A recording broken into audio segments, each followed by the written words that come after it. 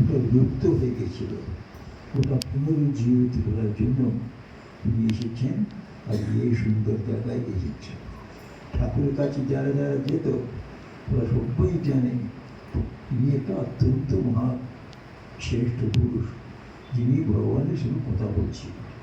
সত্যি সত্যি ওরা দেখতো উনি তো কথা বলছেন ঠাকুরকে।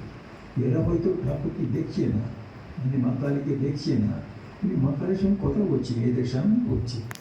তো উনি ভাবস্থ হয়ে এরা সবাই সামনে বসে আছে, মা আমাকে এখানে কেন নিয়ে এসেছিস?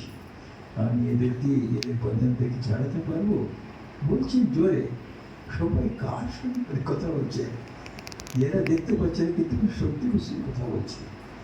এরা ঘুম ঘুম করে এটা মা কালী রয়েছেন, ও অ্যাটমসফিয়ারটা, ও পরিবেশটা বোধ করছে।